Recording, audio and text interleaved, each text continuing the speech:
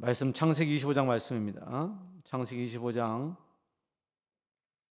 1절로 11절 그리고 27절로 34절까지 말씀 보겠습니다. 한 절씩 말씀을 교독으로 보겠습니다.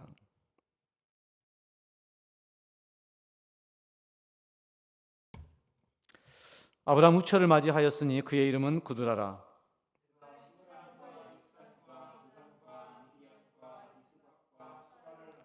역사는 스바와 드단을 낳았으며 드단의 자손은 아수르 족속, 루드시 족속과 루이미 족속이며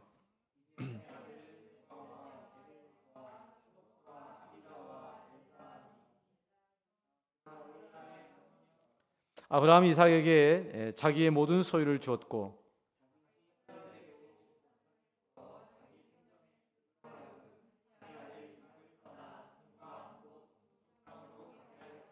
아브라함의 향년이 175세더라.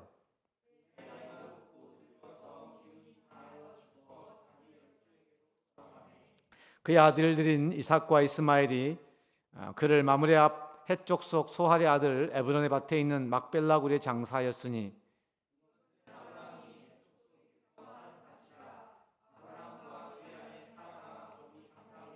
아브라함이 죽은 후에 하나님이 그의 아들 이삭에게 복을 주셨고 이삭은 부엘라 헤로이 근처에 거주하였더라. 그 아들들이 27절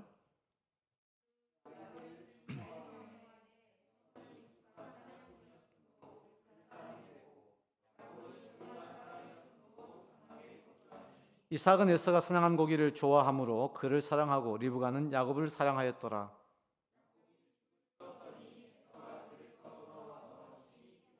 야곱에게 이르되 내가 피곤하니 그 붉은 것을 내게 먹게 하라 한지라. 그러므로 에서의 별명은 에돔이더라. 에서가 이르되 내가 죽게 되었으니 이 장자의 명분이 내게 무엇이 유익하리요.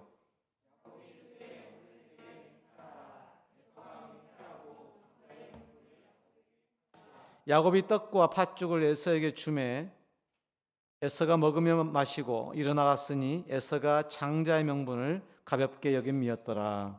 아멘.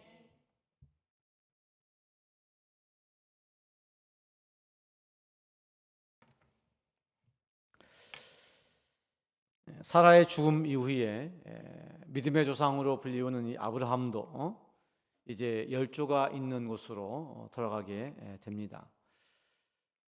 아브라함의 죽음 이전에 오늘 아브라함에게 그의 후처 그드라로 말미암는 자손이 있었다고 기록하고 있습니다.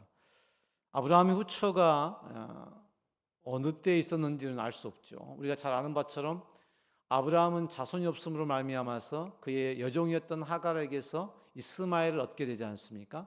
그러니까 아브라함의 자손은 사라에게 낳은 이삭과 하갈에게서 낳은 이스마엘 그리고 오늘 본문에 기록되어진 구드라로 말미암는 자손들입니다.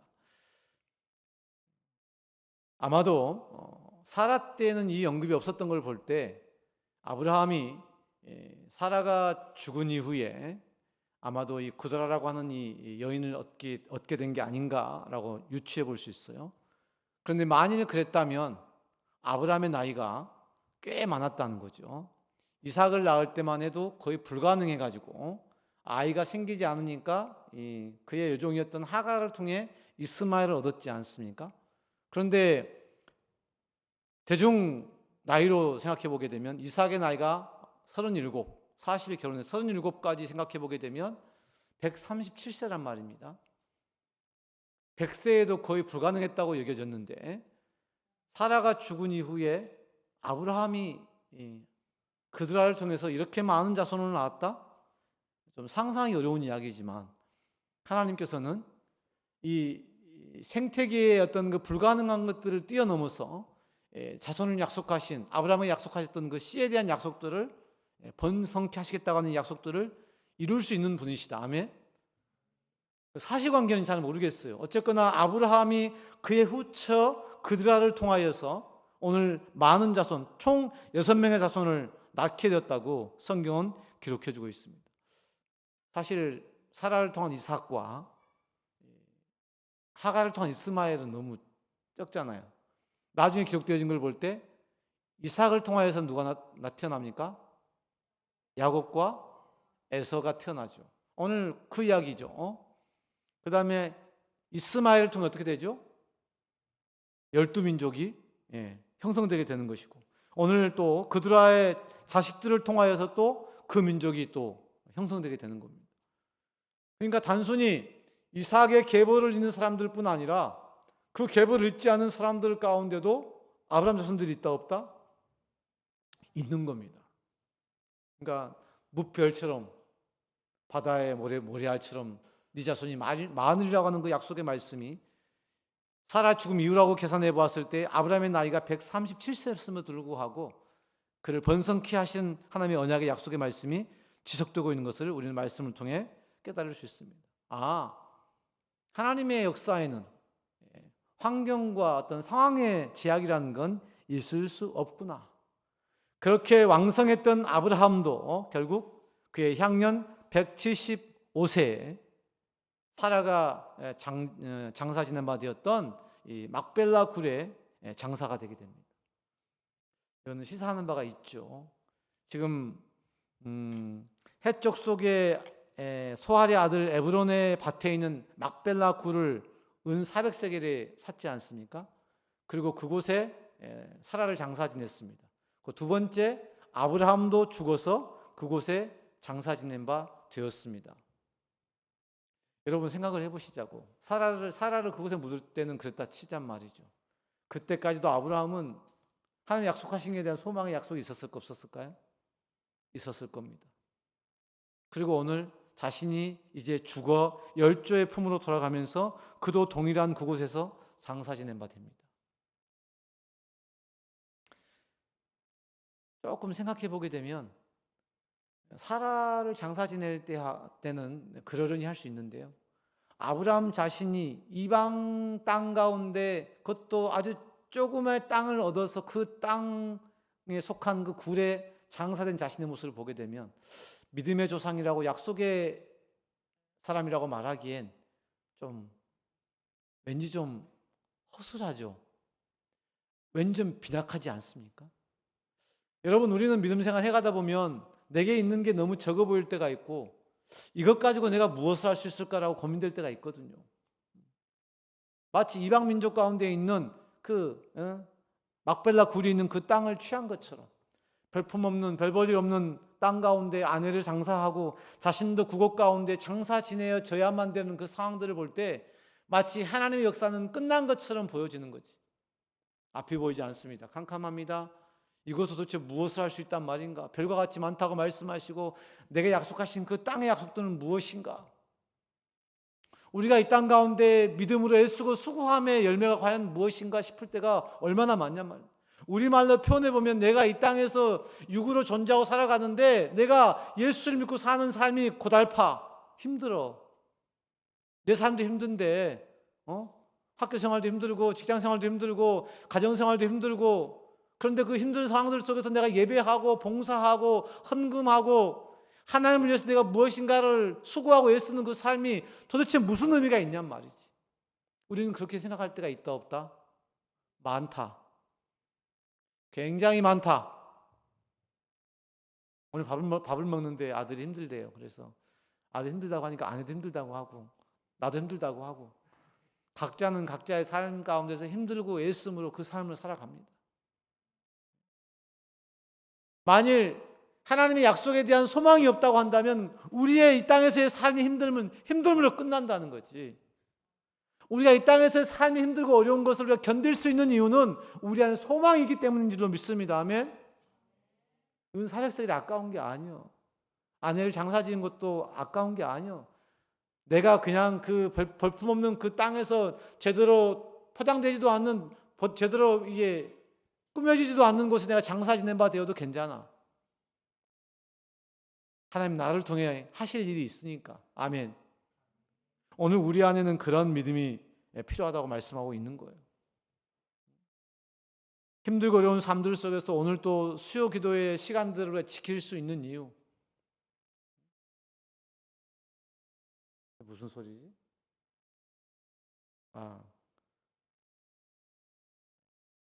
그 소린가 보구나. 굉장히 시끄럽게 돌아가네. 조금 수명이 좀 됐나 봐. 나 같은가 봐 얘가. 수명이 좀 돼가지고 이제는 굴러가는 소리가 이렇게 들리는 것 같아요. 아브라함의 향년은 175세였어요. 175세에 이삭과 이스마엘이 마므리 앞 해쪽 속의 소알의 아들 에브론의 밭에 있는 막벨라 굴에 그의 아버지 아브라함을 장사 지냅니다. 그 땅을 은 400세겔에 샀다고 말씀했죠. 결국 그 땅에 아브라함과 사라가 장사되어졌습니다. 결국은 그 땅이 아브라함 가족의 매장지가 되고 있는 거죠. 그 이후에 하나님께서 아브라함 죽은 이후에 이삭에게 복을 주셨다고 말씀합니다. 하나님께서 이삭에게 복을 주신 이유는 뭘까요? 아브라함 때문이에요. 아멘. 그러니까 우리가 약속을 얻지 못했다 할지라도, 우리의 어떤 모습이 처량하다 할지라도, 우리의 믿음의 어떤 상황 자체가 좀 열악하다 할지라도 우리가 그것 때문에 낙심할 이유가 없어요. 오늘 말씀을 준비하고 이제 교회를 오는데 요즘 이 교회 주변이 정말 천지개벽이 되고 있잖아요. 우리는 2008년도에 여기 들어와가지고 변함이 하나도 없는데 이 주변은 너무 많이 변화되고 있잖아요. 이런 생각이 들더라고. 언제까지 이러고 있을 거냐 이거지. 우리가 언제까지라고 하는 그 용어 속에는 절망이라는 것도 있을 수 있는데, 하나님께서 우리를 영원히 이곳에 머물게 하실까? 라고 생각해 보면 희망이 생기잖아요. 아멘? 생각이 별로 없구나. 저는 그런 소망이 좀 생기더라고. 이것저것의 건물인 교회들을 바라볼 때마다 하나님께서 우리를 언제까지 여기 두시지는 않겠다.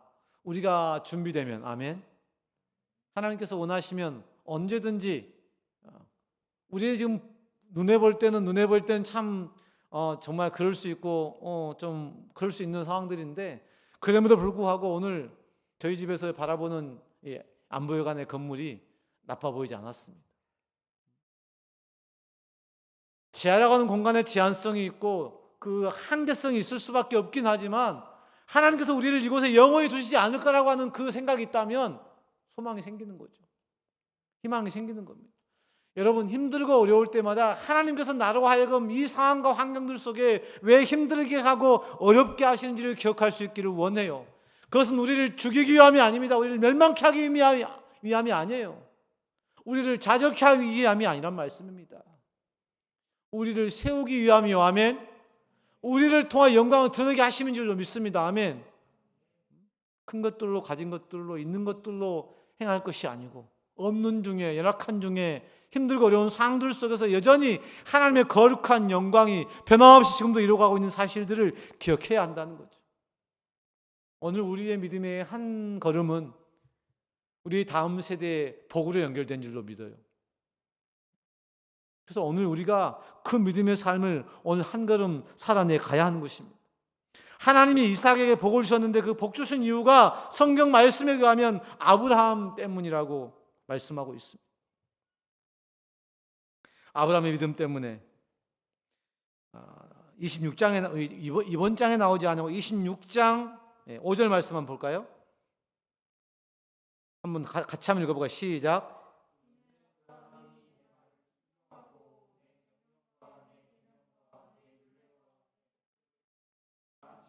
아멘. 정확히 기록되어져 있잖아요. 하나님 이삭을 축복하신 이유, 이삭이 예쁘기도 했겠지만 말이죠, 아브라함의 순종함 때문이라고 말씀하고 있어요. 아브라함의 순종함은 사실 그에 대해는 별 볼 일 없는 거예요. 눈에 띄지 않아요. 실수투성이고 가는 곳마다 지금 부딪히는 것 투성이고, 눈에 보여진 것은 진짜 1도 보이지 않고 무별과 같고 모래알처럼 많으라고 말씀하셨는데, 결국 아브라함의 자손은 몇 명이에요? 총 몇 명입니까? 8명. 천은 3명인데 애들은 8명이에요. 너무 빈약하지 않습니까? 하나님께서 주셨던 내 본토와 친척과 아버지를 떠나 내가 내게 지시할 땅으로 가면 내가 내게 복을 주고 세상 만민이 너로 말미암아 복을 받을 것이라. 아멘. 그 하나님의 약속에 비하면 지금 아브라함이 지금 장사 지낸 바 된 그의 후손의 모습은 너무 처량하고 너무 초라하지 않습니까? 비록 우리의 형편가치가 초라하고 처량할지라도 우리가 그 소망을 잃어버리지 않기를 주님의 이름으로 축원합니다. 더 놀라운 사실이 뭔지 알아요? 그 다음 절에 나와 있는 12, 16절에 나와 있는 이스마엘의 아들들입니다. 사실 이스마엘도 아브라함의 자손이긴 하지만 약속의 자녀는 아니지 않습니까? 그렇죠? 이삭으로 말미암는 계보만 연결되잖아요. 근데 따져보니까 이스마엘의 족보가 이스마엘이 137세에 죽을 때까지의 그의 자녀의 수가 12 지도자가 있는 방백들입니다. 이건 놀라운 사실이거든요. 이삭으로 말미암는 자녀는 야곱과 에서밖에 없는데 이스마엘로 말미암는 12 방백으로 말미암는 그 족속들이 더 풍성한 거예요. 여러분, 약속을 받는 입장에서 생각해봐. 내가 내 자손의 내 아들들에게 주는 그 복하고 약속의 자녀가 아닌 쪽에 주는 것하고 두 개가 만약에 비교가 된다고 생각해 봤을 때 당연하게 아브라함을 알면 이삭에게 더 훨씬 더 큰 게 있어야 되지 않냐 이 말이지. 근데 지금 눈에 보여지는 것은요, 이스마엘의 아들들이 훨씬 더 왕성한 모습을 보게 됩니다. 그리고 그들의 경계 또한 하윌라에서부터 아수르까지 통하는 애굽 앞술까지 이르는 꽤나 넓은 땅 안에 그들이 거주하고 있는 거예요.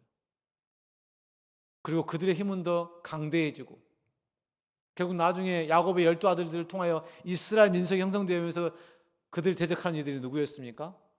이 족속들이었어요.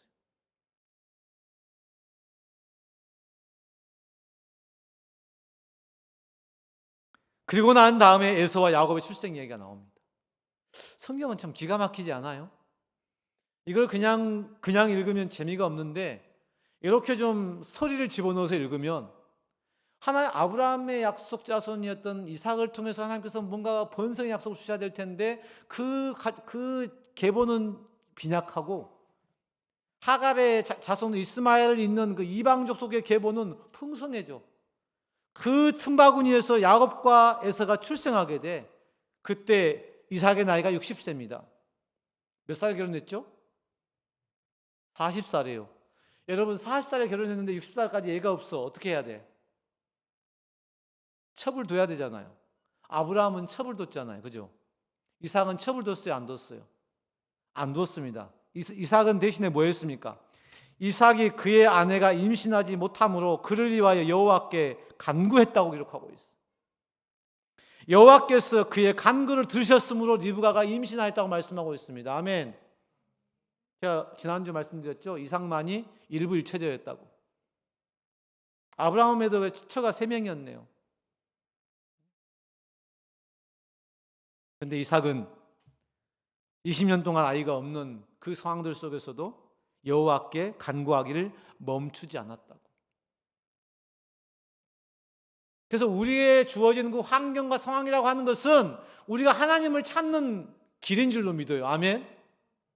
우리를 막 괴롭히고 힘들게 하고 막 곤란스럽게 하고 막 절망하게 하려고 그 환경을 주신 게 아니란 말입니다. 그 환경은 헛것이에요, 헛것. 내가 이 땅에 존재하니까 그냥 생기는 문제라고. 그래서 나를 그냥 확 낮추면 아무런 문제가 없어요. No problem. 아멘. 내가 살아서 꿈틀꿈틀 되니까 문제가 되는 거라고 그게. 내가 많고 적으면 뭐가 중요합니까? 또 이삭은 20년 동안 아이가 없었는데 여호와께 간구하였더니 60세에 애를 얻게 된 거예요. 할렐루야. 하나님의 뜻을 우리가 물어야 되는 것이지 우리가 막 애쓰고 이것을 그냥 어떻게 해결해 보려고 발버둥 치는 것으로 해결되는 것이 아니라는 말씀이에요.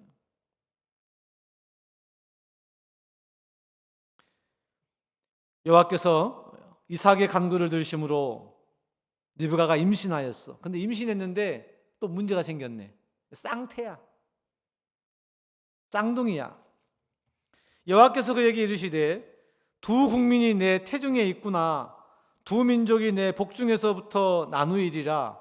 그러니까 이것들은 태어나기도 전부터 이미 뱃속에서 이미 민족이 갈라졌어. 야곱 족속과 에돔 족속으로. 이게 뭔 짓입니까 이게? 기도하여서 자식을 임신했는데 태 속에서부터 이 에돔 족속과 이스라엘 이 야곱 족속이 두 민족이 거하고 있는 겁니다. 약속을 받았는데 달갑지 않은 약속의 말씀인 거야. 여러분, 약속의 말씀이 그러면 우리는 그 말씀 어떻게 해야 돼? 따라가야 되잖아요. 근데 그런 마음이 생겨 안 생겨? 안 생겨. 때로는 우리가 거부할 수밖에 없는, 우리가 좀 불편할 수밖에 없는 그런 사실들이 여호와의 역사 가운데도 기록되어진 것을 보게 됩니다. 기도하여 얻은 이삭의 이 리브가의 태중에 있는 아이가 쌍태인데 그 쌍태가 두 민족이라고 말씀하고 있어요. 한 민족에도 지금 번성하기 힘들 텐데 두 민족이 그 태중에서 다투고 있다고. 근데 더 문제는 이 족속이 저 족속보다 강하겠고 큰 자가 어린 자를 섬기리라 하였습니다. 이게 구조가 바뀌었네 이거. 지금까지 계속 구조 얘기했잖아. 우리가 구조를 따라 우리의 질서를 지키고 이렇게 얘기했는데 이거는 큰 자가 어린 자를 섬기는 뱃속에서 지금 이렇게 뒤집어져 버린 거야. 그리고 먼저 나온 자는 붉은 전신이 털옷 같아서 그의 이름을 에스라 하였고 에스의 별명은 그 팥죽을 먹은 것 때문에 별명이 에돔이야. 그래서 에돔 족속이 된 겁니다. 팥죽은 불구섭하잖아요. 사실은 그 팥죽 때문에 장자의 명분을 빼앗기게 된 거죠. 후에 나온 아우는 손으로 에서의 발꿈치를 잡았으므로 나올 때부터 이미 욕심이 많은 야곱이었어. 형의 발꿈치를 잡고 나오는 거야. 그래서 그의 이름을 뭐라고 했다고? 야곱이라고 했다는 겁니다. 야곱은 발꿈치를 잡다. 발꿈치를 잡았다는 말은 무슨 의미일까? 집착이 강하다, 욕심이 많다, 다양하게 해석할 수 있겠죠. 경쟁심이 강하다. 20년 만에 40세 결혼하 60세에 얻었던 이 야곱과 에서의 출생 가운데도 출생 비화라는 게 있는 거야. 근데 그 비화 자체가 썩 좋아 보이지 않아. 태중에서 결국 그들의 존재 자체가 다툼이야. 존재 자체가 전쟁이야. 태중에서부터 그들의 형제는 불화하고 비극의 시작인 거야. 근데 그 비극의 시작이 어떻게 나타나냐면 에서는 익숙한 사냥꾼이라 들사람이 되었는데 누가 좋아했어? 아빠 이삭이 좋아했어. 근데 여러분, 이삭은 어떤 사람이었죠? 리브가가 올 때 들에 가서 묵상하면서 리브가를 맞이했던 사람 아니에요. 근데 자신의 성향과는 좀 다르게 그는 에서가 들사람이라 사냥을 좋아하므로 에서를 좋아했어요. 에서가 이거 잡아주는 그 고기로 꾸거나 요리해주는 것들을 즐겨했단 말이잖아요. 그리고 에서를 축복할 때도 동일한 그 방법대로 에서를 축복하기를 원했던 거잖아요. 야곱은요, 조용한 사람이라 장막에 거주하고 있었어. 장막에 거주한다는 말은 뭘까요? 집에 나간 자식은 엄마를 안 도와주겠지만 집에 거주하는 애는 어떻게든 엄마를 돕게 되잖아. 엄마랑 함께 요리도 할 것이고, 저도 사실은 집에 거주하는 자였거든요. 그래서 제가 우리 어머니 슬하에서 제가 요리를 배운 겁니다. 김치를 담그면은 동료나 간바라고 간보고 말이죠. 간은 되게 못 봤어요. 나는 분명히 싱거운데 엄마는 짜다고 하고. 근데 내가 틀린 거야. 나는 싱거운 걸 좋아하는 거고 엄마는 엄청 입이 짜요. 나이가 들수록 더 짜지더라고. 리브가는 야곱을 사랑할 수밖에 없었어. 구조 자체가. 그런데 하루는 문제가 생겼습니다. 에서가 사냥 갔다 와가지고 너무 피곤한 거야. 그러니까 너무 막 배도 고프고 피곤하니까 야곱에게 내가 피곤하니 그 붉은 것. 야곱이 지금 엄마한테 지금 팥죽 쓰는 법을 배워가지고 지금 팥죽을 쓰고 있는 거야. 그럼 배고프면 그게 눈에 들어와 안 들어와? 눈에 들어와. 야, 그 붉은 건 나 좀 먹게 해라. 그러므로 에서의 별명은 에돔이더라 말씀하고 있어. 근데 이 욕심 많은 야곱이 그 팥죽을 그냥 주지 않습니다. 뭐라고 합니까? 야곱이 이르되 오늘 내게 맹세하라. 에세가 맹세하고 장자의 명분을 야곱에게 판지라. 그러니까 맹세를 하고 명분을 팔았다는 얘기인데 오늘 성경 뭐라고 기록하고 있어요? 에서가 장자의 명분을 가볍게 여겼다. 이 말씀을 동일하게 받아서 히브리서 기자는 뭐라고 말하냐면 12장 16절에 에서는 망령된 자라고 표현하고 있어. 하나님이 주신 이 장자의 명분, 직분을 업신 여겼단 말입니다. 가볍게 여겼단 말이에요.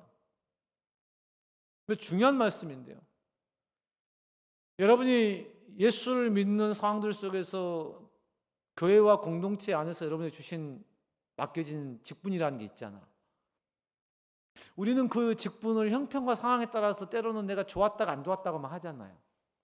또 그 직분들이 여러 개 겹치기 시작하면 막 복잡해지잖아요. 그래서 막 짜증이 나잖아요. 어떨 때는 막 교회 때문에, 어떨 때는 선교회 때문에, 또 그들이 함께 겹쳐버려. 선교회와 교회가 적당하게 좀 조율해 가면서 사실 교회는 지금 뭐 하는 게 별로 없잖아요. 여러분 말씀을 듣고 예배하고 그 다음에 뭐 가끔 노는 거 외에 교회가 하는 거 있나요? 이거 일부러 안 하는 거예요. 선교회가 많이 하니까. 근데 안 하니까 또 직장 목장과 부부 목장은 약간 좀 서운하기는 해. 근데 많이 하는 게 좋은 게 아니야. 안 하는 게 좋은 거예요. 할렐루야. 많이 하면 번잡스럽잖아요. 어떤 한 사람이 은사가 한 분량밖에 안 되는데 직분이 막 여러 개야. 그럼 감당이 안 됩니다. 하나도 감당이 안 되는데 하나를 충성을 다하면 그것으로 족한 건데 세 개, 네 개로 막 충성을 하다 보면 이게 막 혼란스러워. 어느 것 하나 즐겁지 않아. 그러다 보니까 직분을 경히 여기게 돼. 업신 여기게 돼. 참 주신 사명인데 주신 직분인데 처음에는 감사를 받았거든. 근데 시간이 지나면서 그 직분들이 경히 여겨지는 겁니다. 에이 짜증나고 귀찮아지고 내가 괜히 했다고 하고 하다가 그만두고 직분을 경히 여기고 직분을 가볍게 여기는 것은 망령된 자라고 하나님을 없인 여기는 자라고 하나님이 없는 자라고 말하고 있는 무서운 얘기거든요. 에서는 장자로 태어났지만요 결국 그 장자의 명분을 팥죽 한 그릇에 팔아버린 거예요. 팔아버릴 수 있는 근본적인 어떤 의식의 구조가 뭐냐면 하나님이 없는 거야. 장자의 명분 자체를 소중히 생각하지 않는 거야. 지금 우리로 얘기해 보면 지금도 똑같잖아요. 내가 큰아들로서의 어떤 그 에서와 이삭과 리브가가 장자인 이 에서를 잘 키워야 됐을 텐데 이 부모 사이에 이 편애가 생기기 시작한 거야. 자식을 버리는 가장 근본적인 문제는 편애 때문입니다. 그의 존재를 존귀히 여기되 편애하면 안 됩니다. 그 질서대로 잘 가르쳐야 돼. 근데 지금 이삭의 가정도 지금 그게 지금 부족했나 봐. 그래서 이 부모의 편애를 말미암아서 지금 이 에서와 이 야곱 사이에 갈등의 구조가 생긴 거예요. 근데 그 갈등의 구조의 근본적인 문제는 야곱이라기보다는 에서입니다. 차라리 내가 그 팥죽 한 그릇 안 먹더라도 내가 장자의 명분을 팔면 안 되는 거잖아. 이게 기본이 안 된 거지. 그러니까 히브리서 기자는 이 에서를 향해서 망령된 자라고 하는 겁니다. 여러분 배가 골고 힘들고 짜증스럽고 어려움이 있을지라도 여러분 가운데 주셨던 이 장자권, 직분, 내게 주신 사명을 업신 여기거나 가볍게 여기지 않기를 주님의 이름으로 축원합니다. 오늘 팥죽 한 그릇에 자신의 이 장자권을 팔아 넘겨버린 이 에서의 행동은요. 창세기에 하와로 말미암아 아담이 먹었던 선악과의 선악과를 취한 것에 버금가는 실수입니다. 그러고 나서 에서의 인생이 어떻게 되는지를 우리 가운데 보여주는 겁니다. 약속을 따라가지 아니하면, 맡겨주신 직분들을 감당하지 아니하면, 우리 가운데 주신 질서들을 따라가지 아니하면, 질서에 우리가 순복하지 아니하면,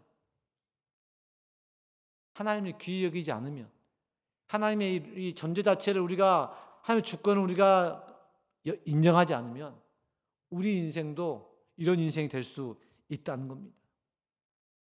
그렇지 않기 위해 제가 여러분들에게 영분별의 말씀을 가지고 이 말씀들을 계속 가르치는 거예요. 여러분이 그렇게 살든 못 살든 그건 일단 두 번째 문제입니다. 여러분이 이 말씀이 무엇인가를 깨달을 수도 있고 깨달지 못할 수도 있는데 그건 중요치 않아. 여러분 말씀을 듣는 게 중요한 겁니다. 아멘. 믿음은 들음에서 나며 들음은 그리스도의 말씀을 말미암습니다. 듣다 보면 깨달아지는 거예요. 여러분 제가 이번 주에는 제 설교를 들어봤어요. 도대체 제가 어떻게 설교하는지. 이제 진동윤 목사가 설교하는 걸 인간 진동윤이 들은 겁니다. 그랬더니 설교가 너무너무 좋은 거야. 아 진짜?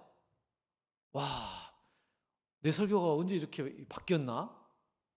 인간 진동윤이 보는 겁니다. 육에 속한 진동윤이 집에서 설교를 듣는 겁니다.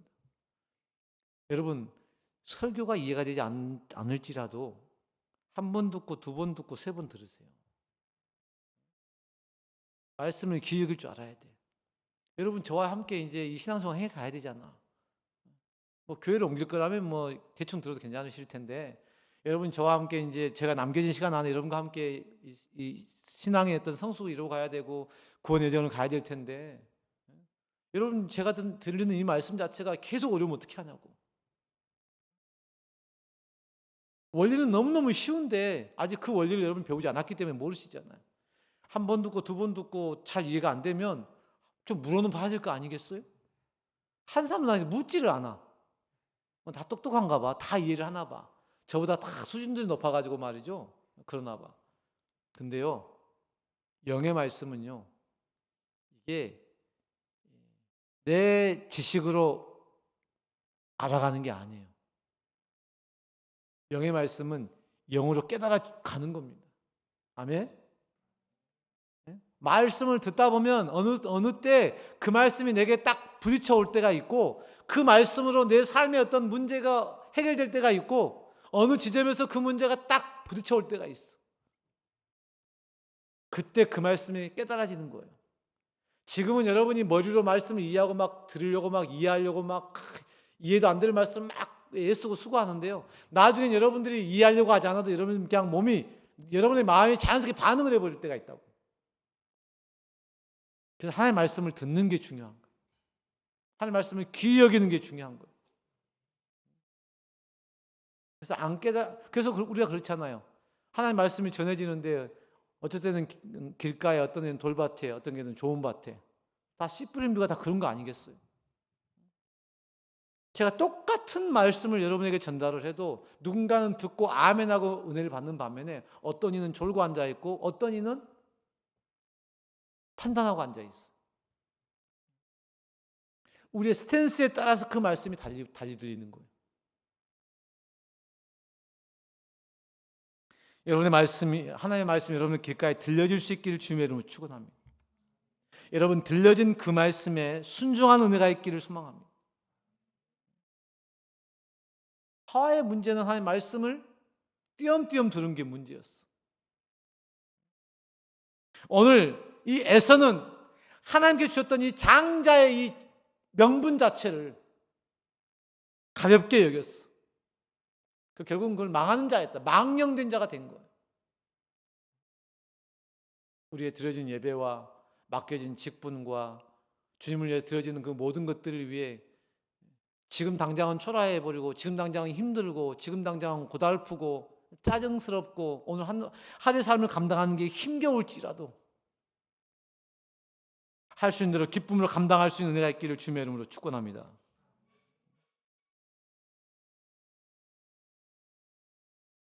야곱이 떡과 팥죽을 에서에게 주매 에서가 먹으며 마시고 일어나 갔으니 에서가 장자의 명분을 가볍게 여김이었더라.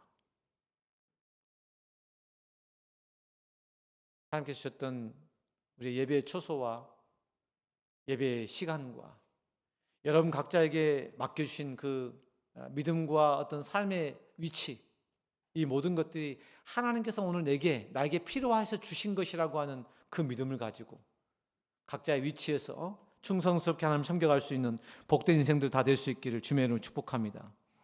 함께 찬양하십시다.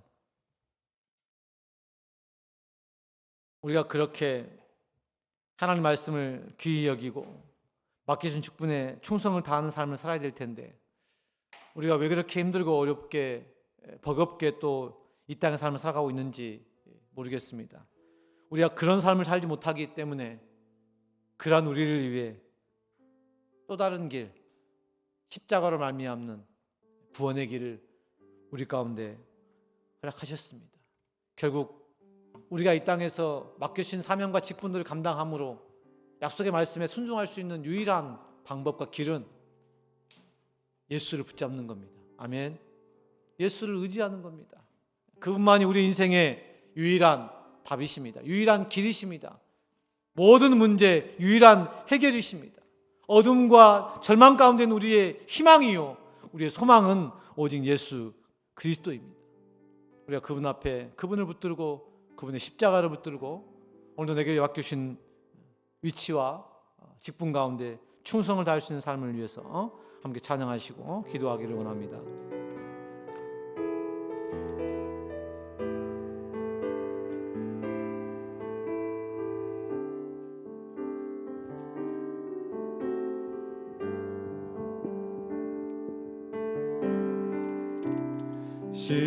십자가를 참으신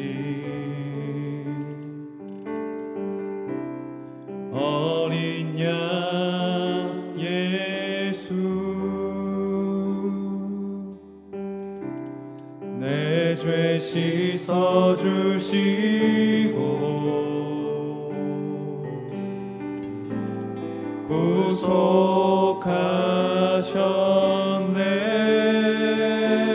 구속하셨네. 어둠을 물리치신 세상의 빛 예수 영광의 빛 비추사 자유케 하시네.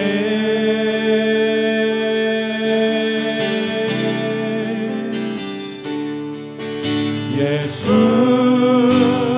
하나님의 완전한 사랑 예수 하나님의 값없는 은혜 예수 하나님의 놀라운 지혜 아름다운 그 이름 예수 하나님의 완전한 사랑 예수 하나님의 완전한 사랑 예수 하나님의 값없는 은혜 예수 하나님의 놀라운 지혜 아름다운 한 번 더 예수 하나님의 완전한 사랑 예수 하나님의 완전한 사랑 예수 하나님의 값없는 은혜 예수 하나님의 놀라운 지혜 아름다운 그 이름 예수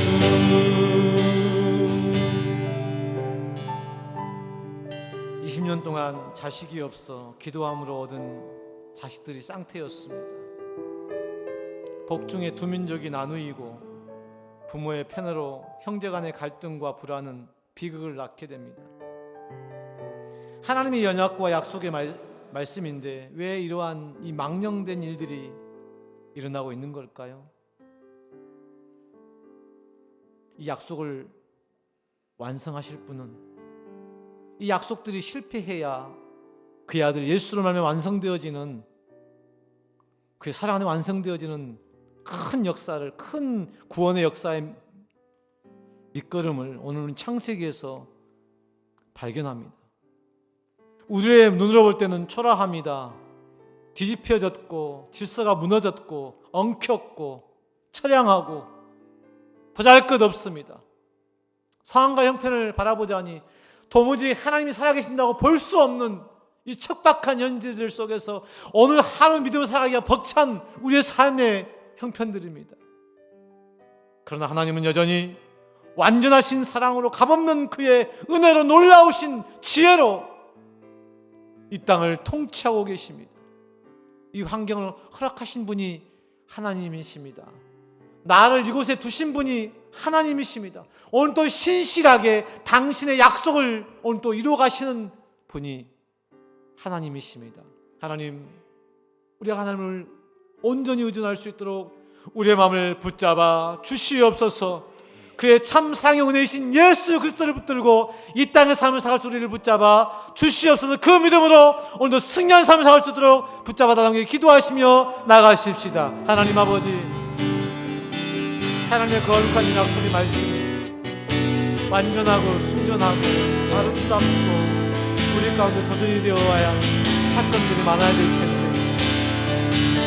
20년 동안 자손이 없어 기도함을 얻은 자손, 복중의 주체가 나누이고 민족이 분열되어지며 부모의 편으로 말미암아 하나님 두 민족이 갈등하고 뜨겁히고 치닫는 민족 현실들을 우리 오늘 말씀을 통하여 목도합니다. 소리에다 불고 하나님 아버지를 기억하사 이삭에게 복을 줬다고 말씀하였어. 우리의 모습은 초라하고 우리의 모습은 처량하고 오늘도 절망스럽고 힘겨운 믿음의 한 걸음을 내디딜지라도 하나님의 사랑은 완전합니다. 그분의 은혜는 답이 없습니다. 그분의 지혜는 우리가 측량할 수 없습니다. 하나님, 오직 예수 그 이름 위에 우리의 모든 삶이 있음을 오늘 믿음을 걸어갈 수 있도록 인도하시고 그 일을 들고 나갈 수 있도록 인도하시기를 감사하여 주시옵소서. 눈에 보이는 것들에 우리가 오늘도 하나님 마음이 흔들리며 오늘도 이 세상의 삶을 살아갈 수밖에 없는 연약한 인생들이 오니 연약함들을 불쌍히 여겨 주시옵소서.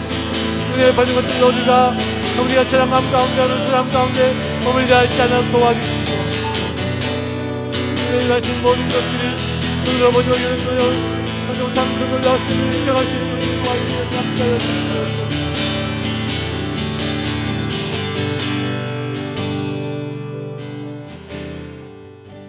지금은 희미해서 보이지 않을 수 있습니다. 왜 이렇게 살아가야 되는지, 왜 이렇게 힘들게 내가 버티고 견뎌 가야 되는지, 내가 이럼에도 불구하고 내가 믿음을 지키고 가야 되는지 때로는 회의가 들 때가 많습니다. 세상이 악하여져 갈수록 우리는 그런 불시험과 고난의 연속의 삶들을 감당해 가야 합니다.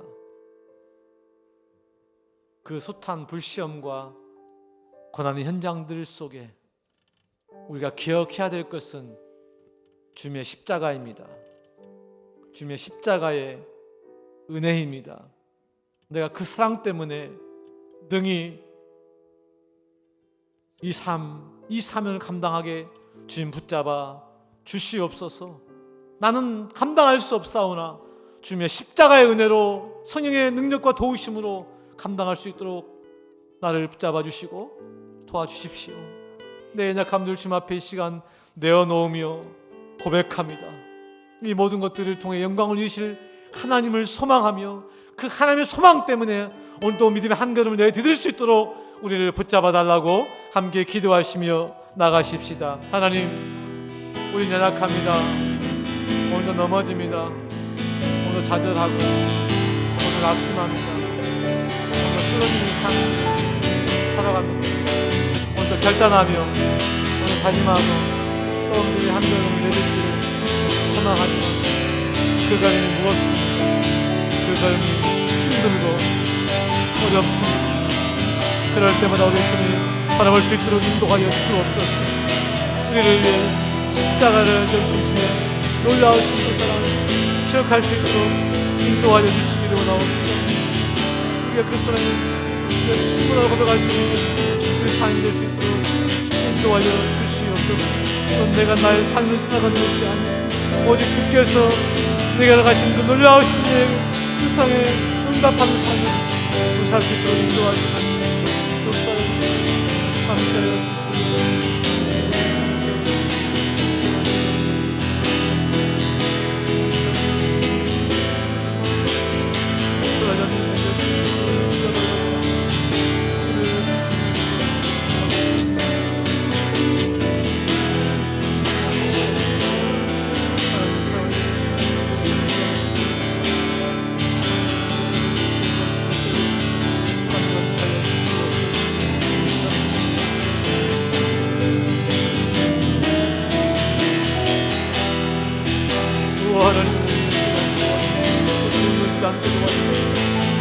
하나님 이름으로 하나님을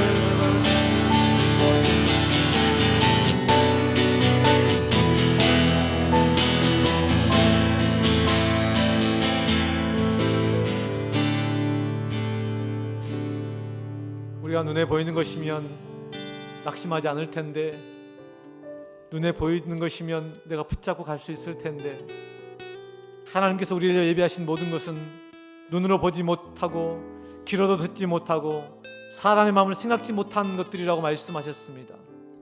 보이지 않는 것,